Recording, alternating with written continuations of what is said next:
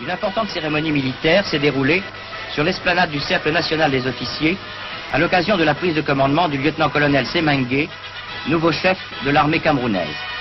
M. Sadou Daoudou, ministre des Forces armées, a présidé cette cérémonie. Il a reçu le drapeau des mains du colonel Boussiké, ancien commandant en chef, et l'a transmis symboliquement au colonel Semengue. Le nouveau chef de l'armée camerounaise devait ensuite passer ses troupes en revue.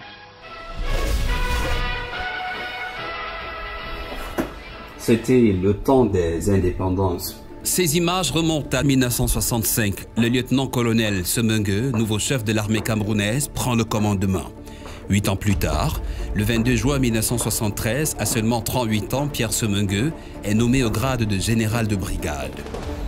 C'était il y a 50 ans la montée en grade d'un pionnier qui va devenir le premier officier général de l'armée camerounaise.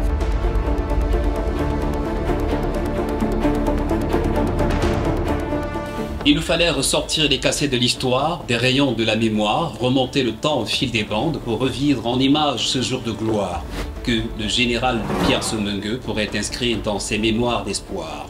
L'espoir, ce mot que rien n'a pu troubler dans sa vie d'orphelin, parce que, comme il le dit lui-même, c'est le don de Dieu. Il y a une empreinte céleste sur son parcours de combattant qu'il appelle la main de Dieu.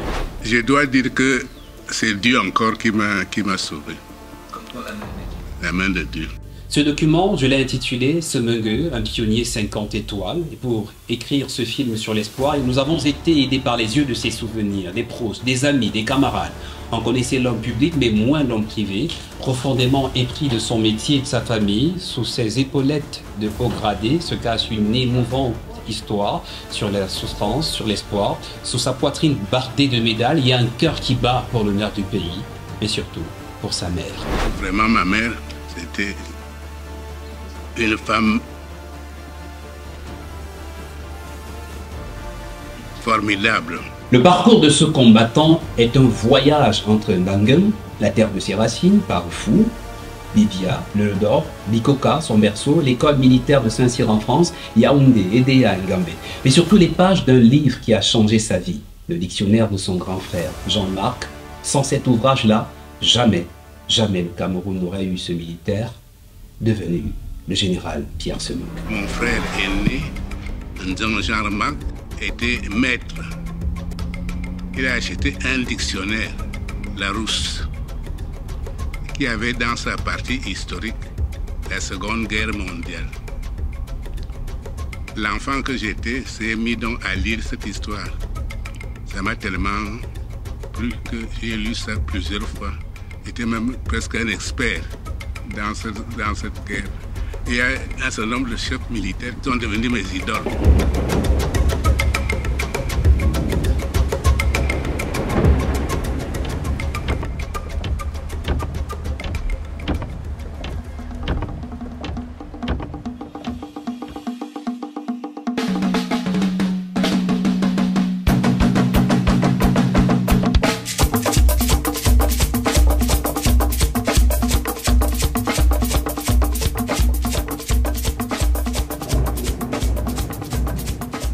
Pluie de larmes sur Bikoka. Le village se recueille devant la mémoire du doyen Jean-Marc Ndjenge. Cet après-midi, c'est un Pierre Semengue stoïque devant l'épreuve. La mort lui a arraché son frère Jean-Marc. L'une des dernières lampes de sa vie vient de s'éteindre. Ce grand frère qui a éclairé les choix de Pierre pour le métier de militaire.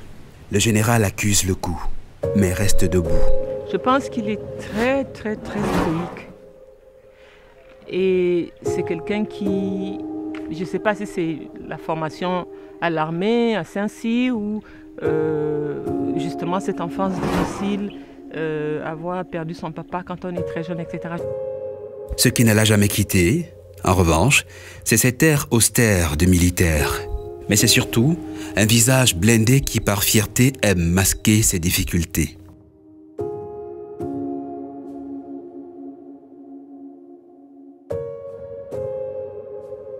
C'est quelqu'un qui ne parle pas beaucoup de souffrance parce que je pense qu'il ne veut pas communiquer un esprit de loser.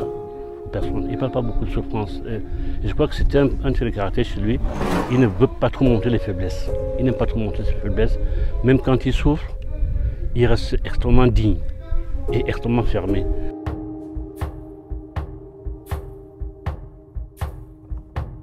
Il y a une pudeur chez lui à étaler ses douleurs, ses souffrances. La formation militaire, c'est une formation physique, premièrement.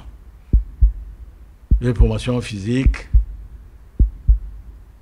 vous permet d'endurer les difficultés que le commun des mortels ne peut pas essayer d'affronter. D'une main ferme, avec ses proches, il s'accroche au courage comme il peut. L'homme regarde son grand frère s'en aller vers l'éternité. Juste derrière lui, il y a ce regard. Ses yeux, qui malgré la vieillesse, sont pleins de souvenirs de jeunesse. Mama Thérèse Téné, l'une des doyennes du village, maîtrise la généalogie des Semengue et elle a bien connu le petit Pierre.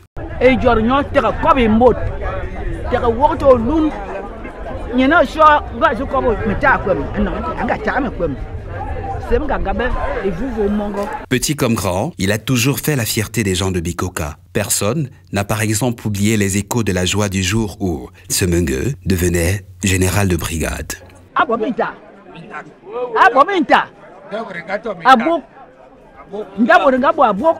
Quand il passe là, c'était un dieu. C'était un don de Dieu. On ne savait pas. Surtout qu'à l'époque, vous savez, c'était le premier général.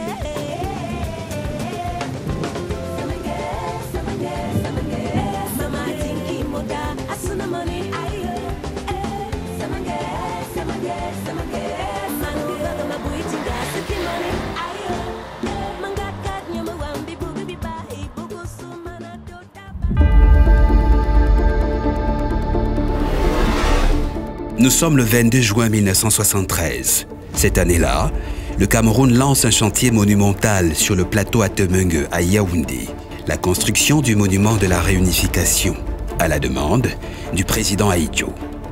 Petite coïncidence de l'histoire, ce cône, devenu icône de la capitale, a le même âge que le grade du général Semengue. 50 ans. Et ce symbole de notre unité en béton a pour voisin le général, un des gardiens de l'intégrité du pays.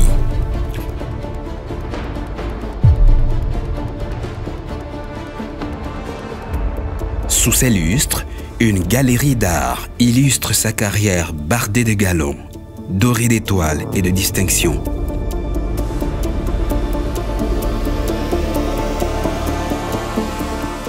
C'est ici, dans la sobriété de l'intérieur de son domicile au quartier général, que le général va nous raconter son parcours du combattant, à commencer par son instinct de guerrier et protecteur des biens de la communauté qu'il doit, peut-être aussi à ses grands-parents. Pour comprendre cette allusion, remontons les roues de l'histoire jusqu'à ses origines Benue, au village d'Angen, à quelques kilomètres de Fou. Pendant la période allemande, ils avaient dû livrer une guerre pour protéger leur commerce et mieux le rentabiliser. Lorsque les Allemands sont arrivés, les populations de l'intérieur faisaient le commerce, donc avec les Blancs qui étaient à la côte à Kribi. Et il y a eu 3 périodes. Une première période, c'est les populations locales qui vendaient. Ils prenaient les marchandises venant de l'intérieur et faisaient dans l'intermédiaire. Une deuxième période, les populations de l'intérieur ont prétendu qu'ils pouvaient aller vendre directement.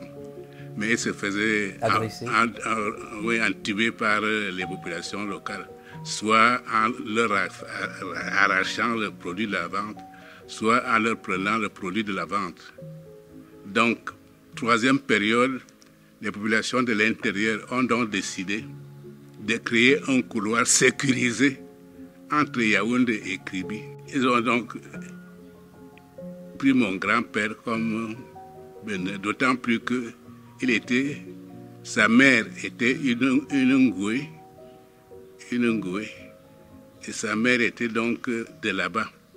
Donc, il était neveu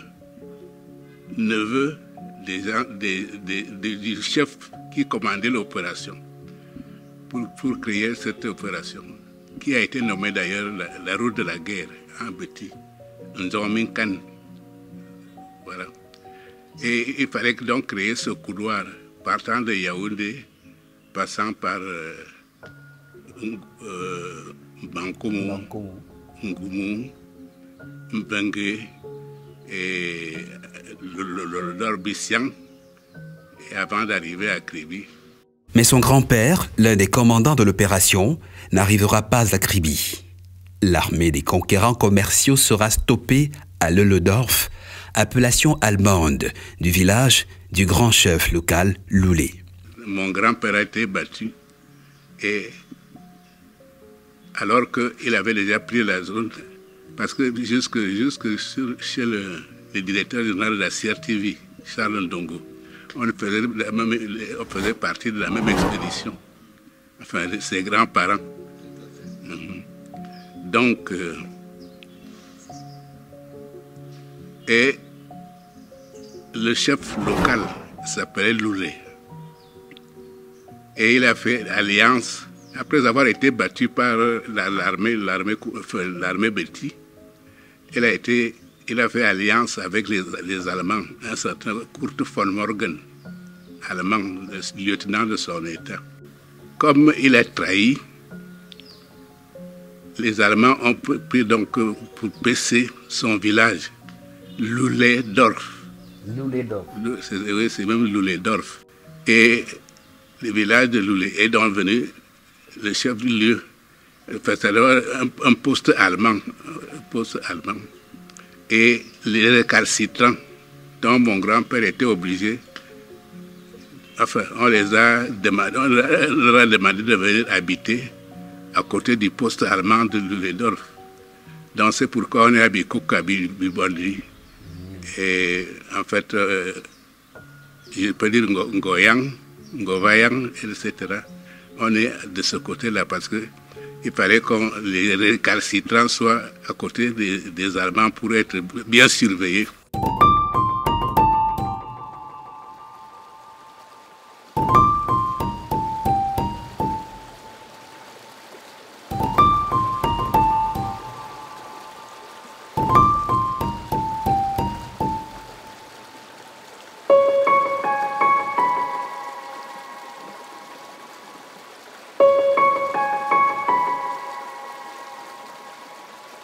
C'est à Bikoka, à quelques kilomètres des flots de la Lokoundje, que ce Mengue verra le jour, un 28 juillet 1935, dans l'entre-deux-guerres. Sa mère s'appelle Lydie Ngono Mengue. Son premier mari s'appelait Nzon Ekoubou, qui était mon oncle. Mais il est mort très jeune. Et son petit frère a hérité de ma mère, après avoir fait 2 enfants. Et avec ma mère, mon père a fait 5 autres enfants. En août 1940, le petit Pierre perd son père. Il n'a que 5 ans et c'est sa mère qui va lui tenir la main, guider ses pas dans la vie et forger la personnalité de l'homme que le monde connaît aujourd'hui. Vraiment, ma mère, c'était une femme formidable. Ma mère nous a appris d'abord Dieu, parce qu'elle était très chrétienne. Dieu, après la discipline et le travail. Il n'y avait pas de très grande différence entre un homme et une femme chez elle à l'époque. Donc, elle a bien travaillé.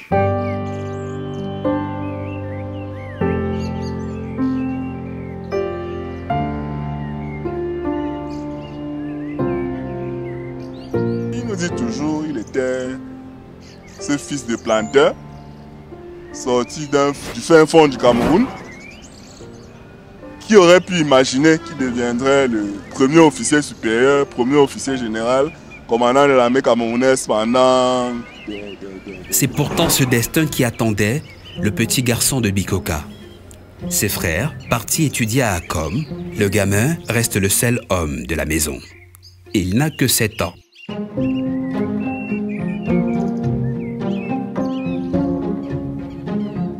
Son acharnement au travail va coûter une incroyable sentence à sa mère. Maman Lydie Ngonemungue sera sanctionnée par l'Église pour avoir soumis son enfant à des travaux trop durs. En l'occurrence, l'abattage d'un arbre. Ce que le jeune Pierre va faire sera osé.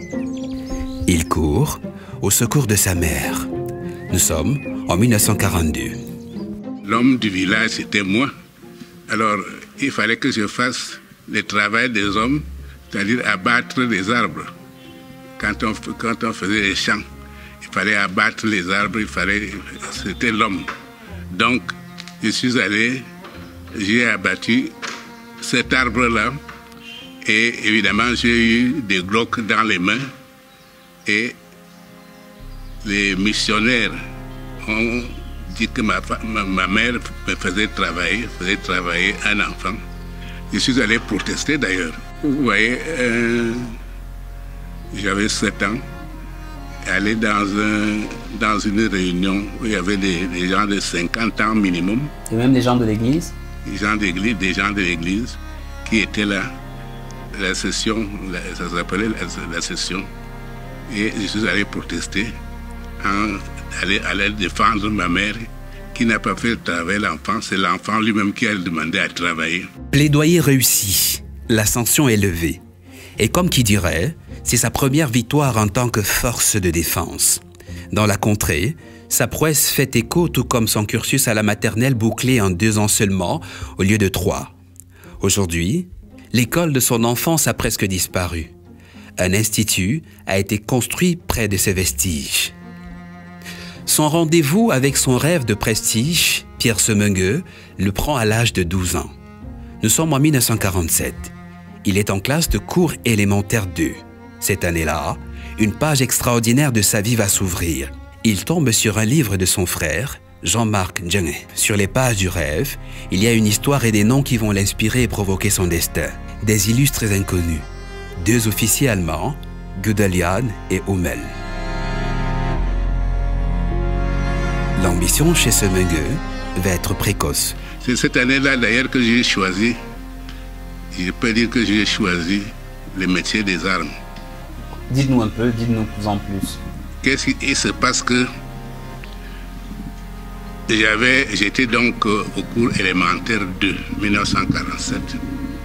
Mon frère aîné, Jean-Marc, était maître. Il a acheté un dictionnaire, Larousse, qui avait dans sa partie historique la Seconde Guerre mondiale. L'enfant que j'étais s'est mis donc à lire cette histoire. Ça m'a tellement plu que j'ai lu ça plusieurs fois. J'étais même presque un expert dans cette guerre. Et il y a un certain nombre de chefs militaires qui sont devenus mes idoles. Comme chez les Allemands, il y avait 2. Un certain Guderian et un certain Hummel. Omer. Donc, Guderian, pourtant un spécialiste des transports de la circulation, il a convaincu Hitler de faire passer les chars par les montagnes, par les Ardennes. C'était une erreur, enfin, une bourde militaire. Mais ceci a permis à l'armée allemande de surprendre l'armée française. Il a voulu être militaire parce que des reportages sur la guerre mondiale, il a aimé ce métier. Il a voulu d'en faire ce métier et il a donné toute sa vie à ce métier. Toute une vie dans les armées. Son histoire va inspirer un livre publié en 2002 à Charles Atebey-Yéné, écrivain et enseignant, fils de l'océan lui aussi, dont l'enfance a été bercée par la musique des eaux de la Lukunje, comme tous les enfants de Lelodorf.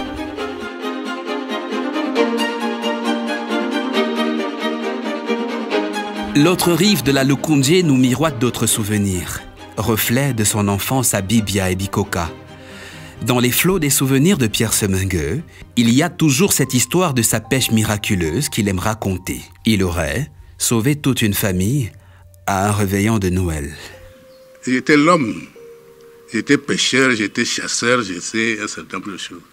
Et venant d'école, sachant qu'il n'y avait rien à manger, je suis allé à la pêche, mais la pêche, enfin, on laissait les cannes piquées au bord de l'eau et on allait visiter le matin, le grand matin.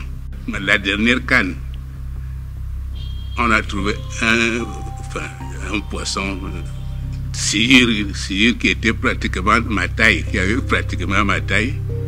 Et ça a permis à la famille, la petite famille de Ngouarmangue et à sa famille, ma tante maternelle et puis mes de manger Noël. Parce que là, on n'avait rien à manger, rien du tout. Enfin, on n'avait pas quelque chose de formidable. Et ce poisson est venu vraiment arranger les choses. C'est quelqu'un qui tient beaucoup à la famille, qui est là présent quand vous avez besoin d'eux et qui vous assistera à tout moment, quel que soit l'heure. Bientôt, l'heure de quitter le berceau sonne. Pierre Semengue doit poursuivre ses études à Kribi. La vie va devenir dure pour cet enfant de la débrouillardise.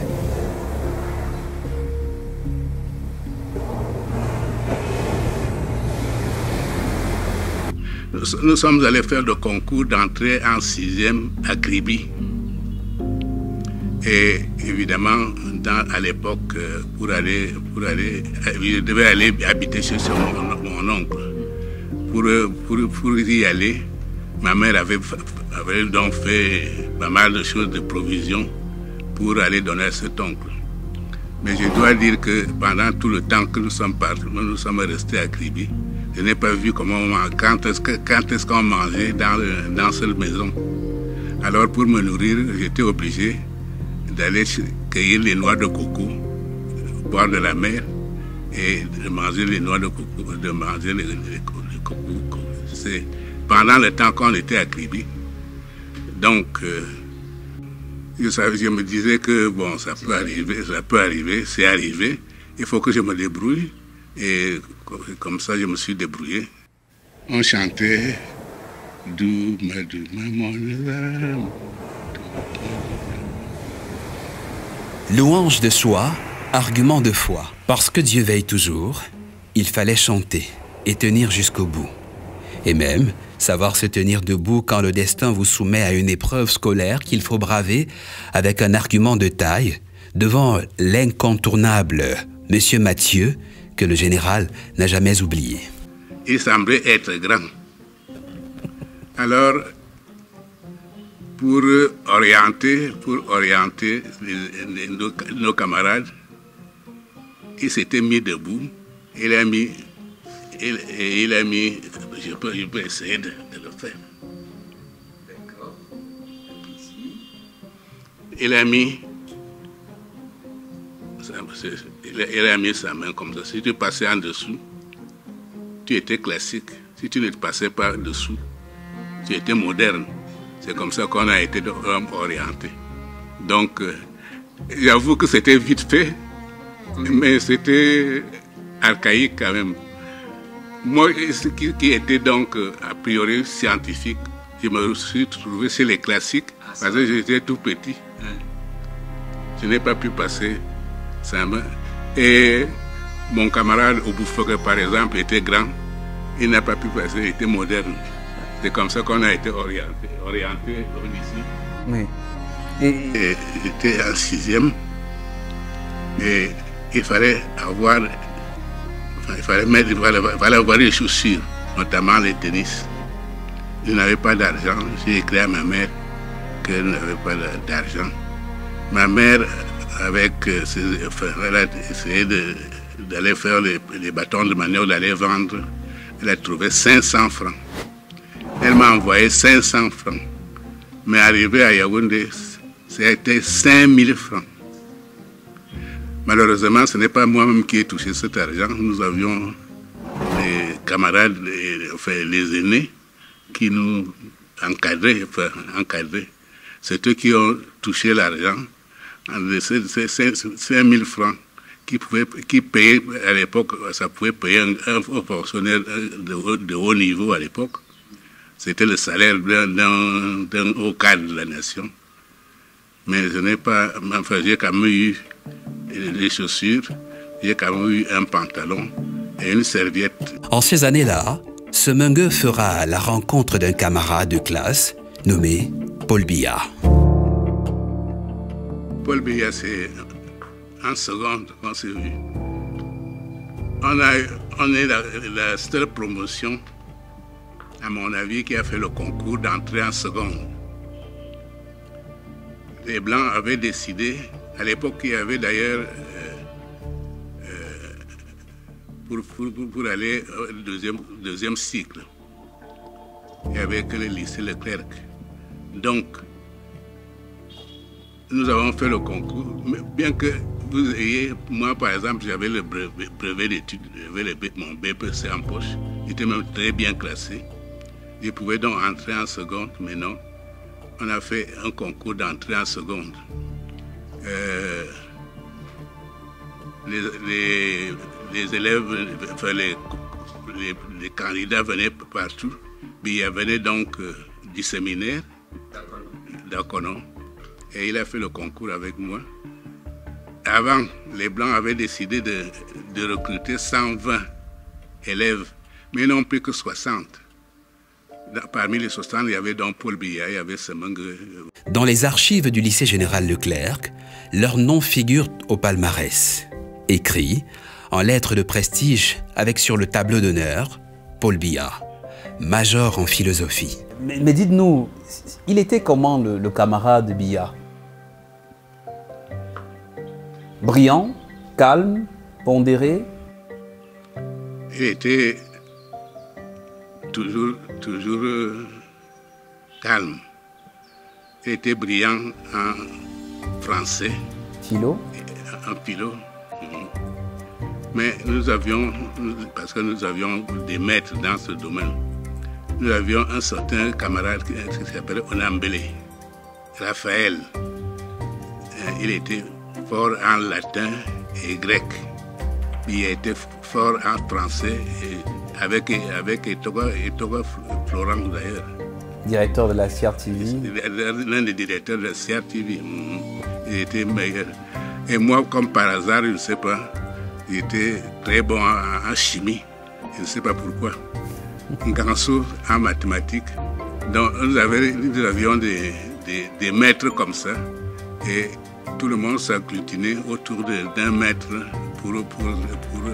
pour les mathématiques chez Ganso.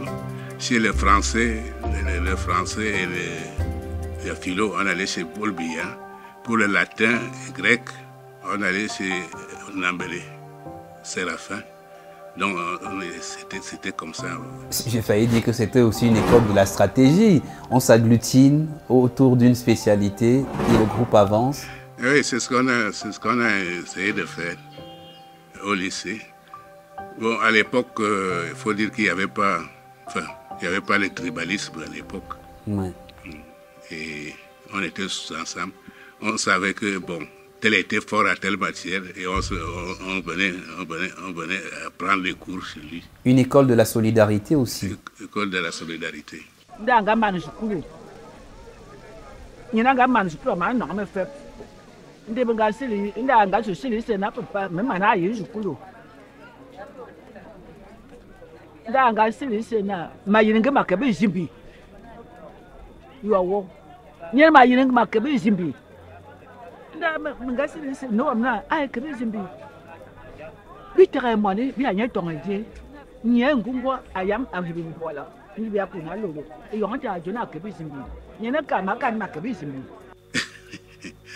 Non, j'ai eu le baccalauréat avec une moyenne de plus de 15 sur 20. À l'époque, tous ceux qui avaient cette moyenne-là étaient optés pour être boursiers de l'Union française à l'époque. Bon, alors j'ai été donc, comme j'avais donc plus de 15 moyens, j'avais donc une bourse de l'Union française. Bon, et il faut dire également qu'étant en première, je suis allé voir un lieutenant français qui était à l'état-major, l'homme, le ministère de la Défense. Bon, les gens me chassaient, bon, je suis allé, j'ai bravé tout le monde et un lieutenant est venu me voir en disant qu'est-ce que je voulais. Je voulais dire que je voulais être officier. Il m'a donc donné les filières pour aller et comment il faire. Et il paraît que j'ai, par son intermédiaire pour le moment, j'ai eu également une bourse. En arrivant en France, j'avais 3 bourses. Une bourse de l'Union française, une bourse de l'armée française et une bourse camerounaise. J'ai écrit donc un Bida en lui disant, racontant cette situation. Et effectivement, Mbida supprime donc la bourse camerounaise. Et on est parti. On a eu le bac en même temps en juin 1956. Et nous sommes allés, lui, à lui le Grand, et moi à Janson de Sailly. On a pris l'avion à Yaoundé. Je crois à l'époque un DC-4. Et à Douala, on a pris un DC-6 pour nous amener, pour faire escale. Escale à Garoua, à Kano, à Tamanrasset, Alger, Marseille, Paris.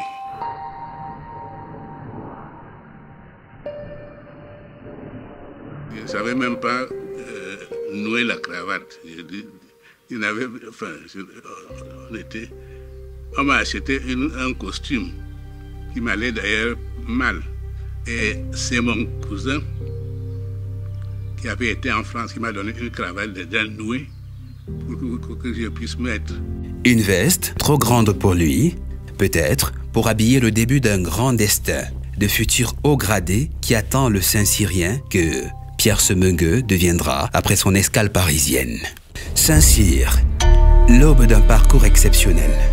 L'une des plus prestigieuses institutions militaires de France, l'école de ceux qui s'instruisent pour vaincre. Pierre Semengue est le premier Africain à entrer à Saint-Cyr après le franco-sénégalais Madem Bassi. C'est ici, dans les Yvelines, qu'il liera une amitié solide avec un certain Édouard Étondé Koto, compatriote et cadet académique. Pratiquement sur les 60 éléments que nous étions, tous étaient généraux d'armée, généraux de brigade dans leur pays. C'est vous dire que nous avions une très bonne formation. Et quelqu'un comme le général Côte, qui a terminé le général d'armée, a commandé pendant toute la guerre des Balkans toutes les troupes des Nations Unies. À Saint-Cyr, leur promotion s'appelle Terre d'Afrique. Leur cuvée est destinée à aller faire la guerre d'Algérie une fois sortis. Quand je sors de Saint-Cyr, pour entrer à l'école de formation artilleur, on appelle école d'application. Nous sommes rappelés au Cameroun. Moi, je pouvais encore rentrer parce que j'étais officier, je venais de sortir. Je n'avais pas fait l'application. Mais j'avais... Celui qui me suivait, c'était Eton Lekoto. Et était en deuxième année de Saint-Cyr. En première année, il y avait Yumba, il y avait Femi Jantou. Comment les faire? J'ai donc écrit à Ijo en disant, voilà, lui rappelant toute cette situation. Et il m'a répondu. Malheureusement, j'ai perdu ces différentes lettres. Il m'a répondu qu'il nous laissait donc terminer nos études et que moi, je devais rentrer immédiatement après la sortie de l'école. Lieutenant français à l'époque, il va bientôt retourner au Cameroun sur instruction du président de la République. À Yaoundé, il est promu capitaine. Le 23 décembre 1960, Semengue débarque au pays et est affecté à l'état-major. Et on m'a donné pour mission de préparer les fêtes du 1er janvier. C'est moi qui ai commandé d'ailleurs les troupes le 1er janvier 1961.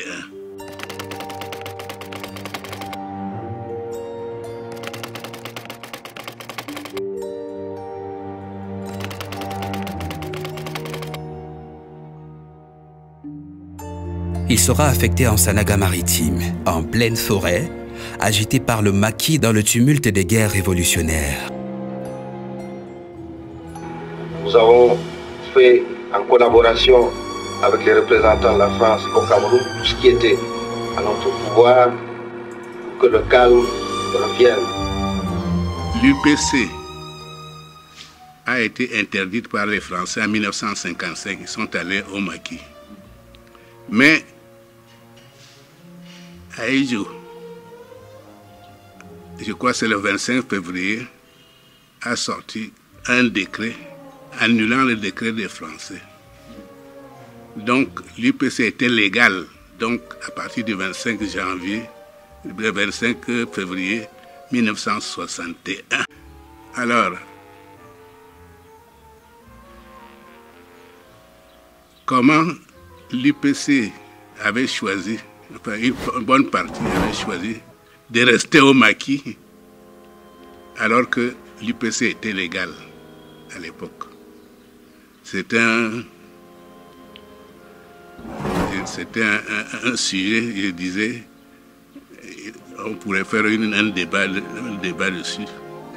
Parce que d'ailleurs, Maï Matip, qui était de l'UPC légal à l'époque, était même président de l'Assemblée législative du Cameroun oriental, alors que son parti n'était pas majoritaire.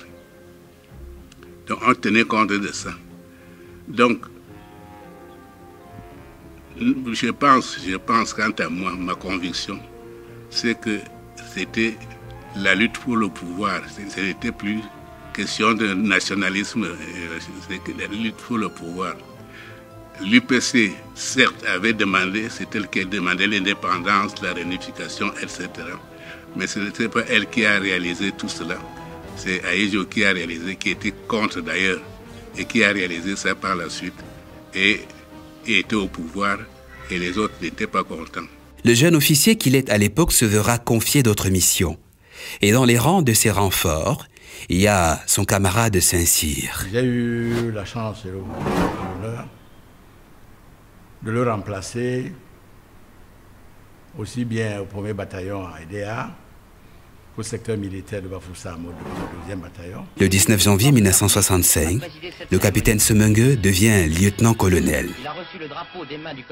Les caméras de l'histoire sont davantage braquées sur cet homme qui, le 22 juin 1973, deviendra le premier général du pays, à 38 ans. Les militaires étaient là, tous ceux qui, des colonels, etc., qui devaient me mettre les galons, Ouba Kaele, Ndoué Somba, parce qu'il fallait quand même que quelqu'un me mette les galons.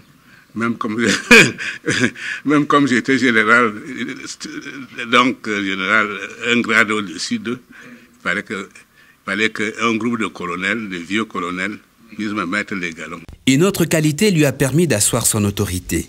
Son ami, le colonel Etonde Koto, vante les prouesses et l'adresse de tireur d'élite du camarade Semengue, un maître de la précision, capable de neutraliser une cible à des distances incroyables ou de changer le cours d'une bataille avec une seule balle. Il accompagnait le président Idjo en visite officielle en Égypte et le président Nasser à l'époque avait une nouvelle arme, un fusil particulier, paraît-il.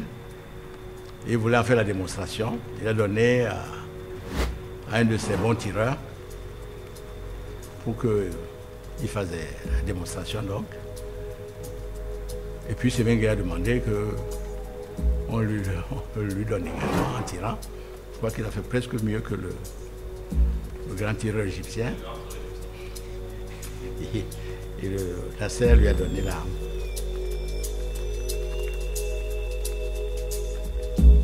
Nous sommes en mai 1962. L'homme est toujours paré. En 1962, je suis à Edea. J'apprends que je suis dans la suite présidentielle qui va en Égypte accompagner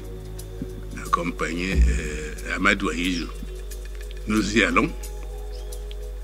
Et parmi les visites que devait faire le président Ahidjo était l'usine d'armement nouvellement créée par Nasser. Et on fabrique un pistolet mitrailleur appelé Porsaïd à l'époque.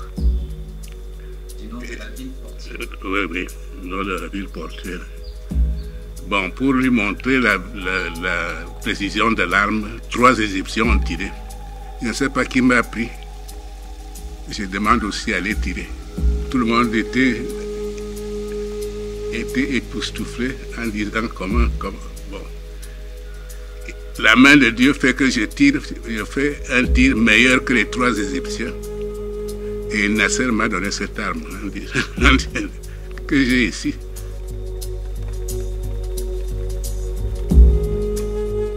C'est sur cette arme qu'il mettra la main en premier quand l'alerte du coup d'État du 6 avril est donnée.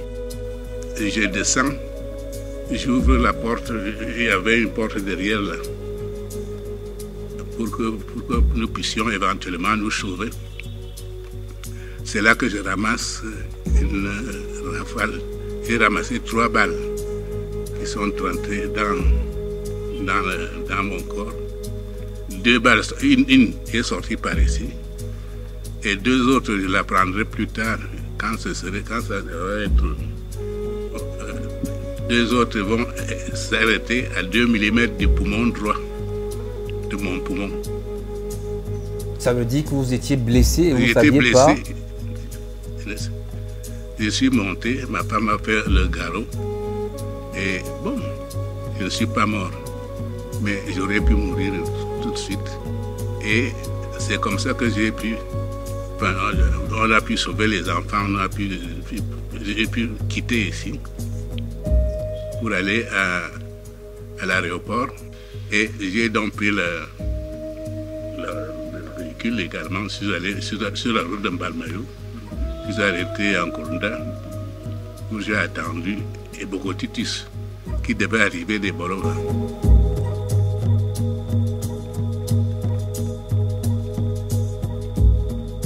Tous ces noms ont avec lui construit la stratégie de la riposte et assuré la sécurité du président. À la fin, l'ordre est rétabli. Le général ira rencontrer Monsieur le Président de la République. Dimanche matin, je suis allé justement à la présidence. Tout le monde pensait que c'était pour prendre le pouvoir. Et quand j'ai donné mon arme au garde, que tout le monde s'est apaisé, et j'ai vu le président en disant, bon, le travail est terminé. On parle beaucoup, lui et moi, de cette particularité qu'il y a chez lui à être rentré dans l'histoire comme le premier, peut-être le seul pour l'instant, général d'armée qui se retrouve avec le pouvoir, remet de l'ordre et puis remet le pouvoir aux civils. L'histoire de cet homme est donc indissociable de l'épisode de ce 6 avril 1984 qui fait date dans sa carrière. À l'époque, les Américains classaient les généraux. On m'a classé 7e général dans le monde à cause de ça.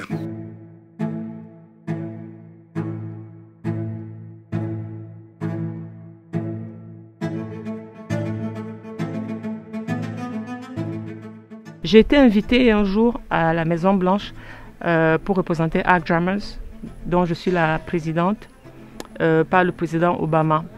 Il s'agissait d'une conférence, un sommet sur la lutte contre l'extrémisme violent. Le lendemain, on était invités tous ensemble aussi au département d'État. Quand je suis arrivée là-bas, un monsieur est venu me parler dans la salle où il y avait donc plein de monde, des chefs d'État, les représentants des Nations Unies, l'Union européenne, etc. Et puis plusieurs nations. Et ce monsieur vient et me parle et me dit, il paraît que vous venez du Cameroun, parce que je venais d'ici pour cette conférence. Je lui dis oui. Il dit, ah, je suis content de vous connaître, de vous rencontrer, parce qu'il y a chez vous un personnage historique. Il s'appelle le général Semengue. Vous pouvez imaginer. Donc il me raconte, c'est quelqu'un qui est rentré dans le livre d'histoire, qu'on étudie dans les écoles de guerre, etc. pour l'exemple qu'il a été. Et moi, je suis complètement fascinée qu'en plein State Department, quelqu'un comme ça me parle du général. Et quand je lui dis, je suis son épouse numéro 5, là, il est devenu fou. Et moi, j'étais fière de voir ça. Oh non, je ne crois pas que nous, on ne se vante pas dans notre génération. On ne se vante pas parce que le travail que nous avons fait, les résultats que nous avons obtenus, sont en droite ligne de la formation que nous avons reçue et de l'attention avec laquelle l'État nous a accompagnés. Quand les événements du 6 avril surviennent, le colonel Édouard Etonde Koto est en retraite depuis 6 ans.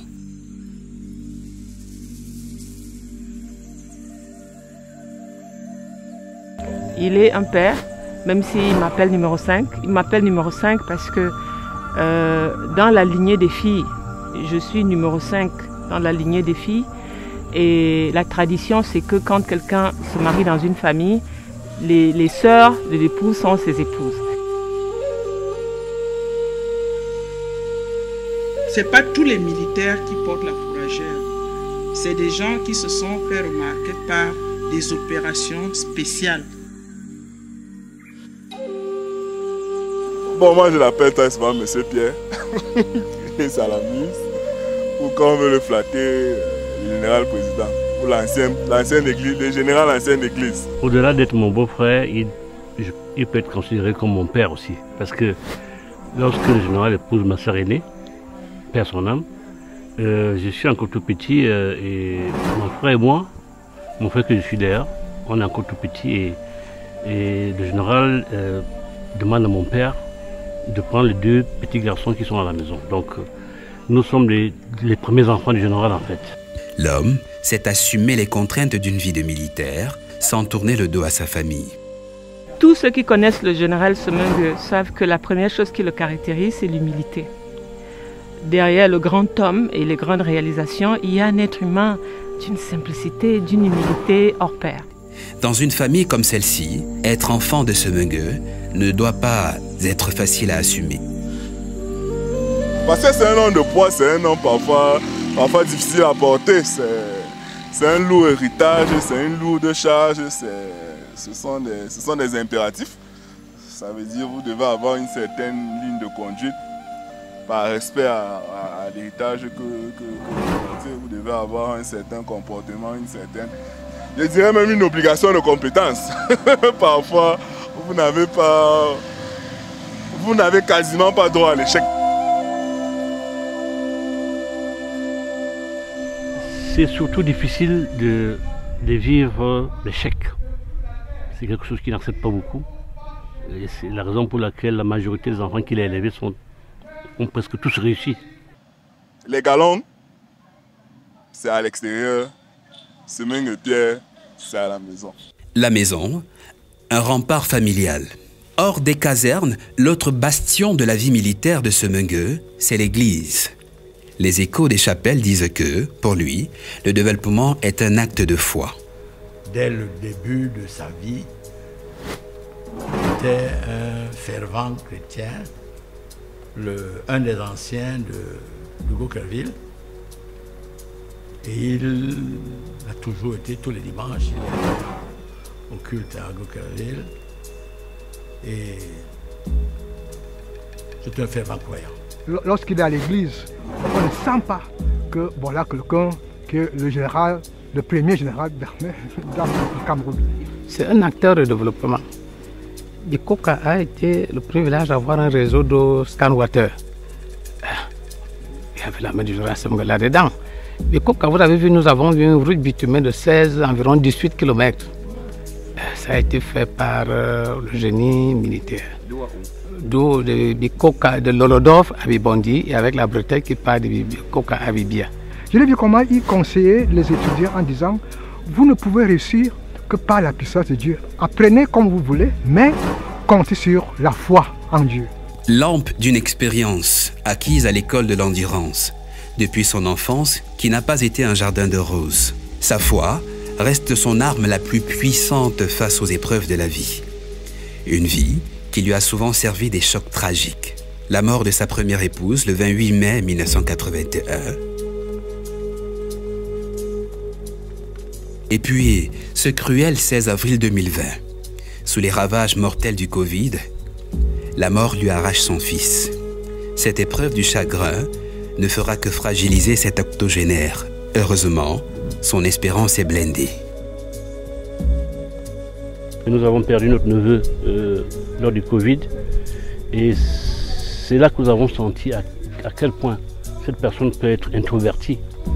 La mort de mon neveu lui a causé un gros traumatisme au point où il s'est affaibli même physiquement. Le contexte sanitaire de l'époque n'a pas permis l'organisation matérielle des obsèques. Stéphane Semengue a été directeur du Tonnerre Kalara Club de Yaoundé, qui a fait battre son cœur, avec une passion héritée et balle au pied de son libéraux de père, fan des pelouses, fan des premières heures. Chez les Semengue, il y a une vieille rivalité amoureuse, aux allures de derby qui amuse les visiteurs. Monsieur et Madame sont respectivement fans du thé cassé et du canon. Mais parler du thé cassé à ce fan de foot lui rappelle souvent son fils Stéphane. Nous n'allons pas insister. Les larmes d'un général, c'est rare. Mais c'est aussi humain, surtout quand ce sont des larmes de joie qui ruissellent comme un torrent de bonheur. Ses pleurs étaient toujours dans le même cadre. Ses enfants. La première fois que je l'ai vu pleurer, nous sommes en août 2009. Pour le 2009, c'est le mariage de ma sœur aînée, Myriam Obélé, qui se mariait le jour-là. Pleurer à chaudes larmes. Tout est général. Oh ma fille, tu m'as jamais vu avec un homme, pourquoi ça se passe comme ça? J'ai été mis sur la touche, je n'étais pas au courant. Et c'est pleurer à chaudes larmes. À la mairie, à l'église, en l'amenant sur l'hôtel, les yeux rouges. Ce jour-là, comme dans toutes les fêtes, le général a aimé danser. Il raffole des danses de salon, des rythmes traditionnels du Cameroun. Mais le général Pierre Semengue est surtout un fan de musique cubaine.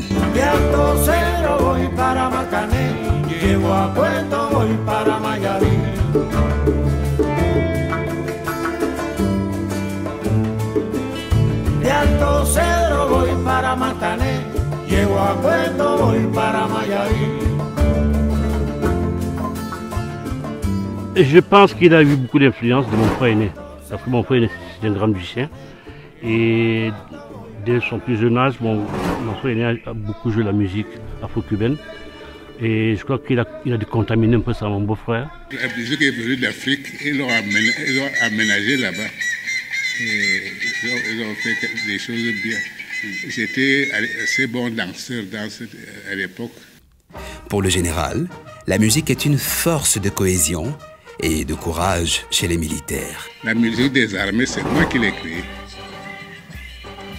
C'est moi qui ai créé la musique des armées. La compagnie principale? La compagnie principale des armées. La médaille de la vaillance. Cette musique des armées aura bien donné du rythme à la carrière de cet officier supérieur.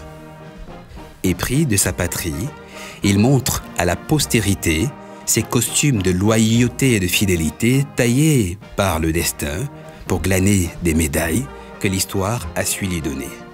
Quand ça dépasse, ça c'est pour les chefs d'État. Et ça, c'est comme de nouvelles médailles qu'on venait de créer. Médaille de la valeur militaire. La tenue du chef a de l'étoffe, un blason bien doré. J'ai eu le numéro 1. Numéro 1. Non, Namungwe, Namiko Biboni, Wabo Zambangang, Wolangawi du général Semanga. Anya, on nous bilingue, on nous bilabouille, Monsieur Pierre Semengue, vous êtes notre général 50 étoiles.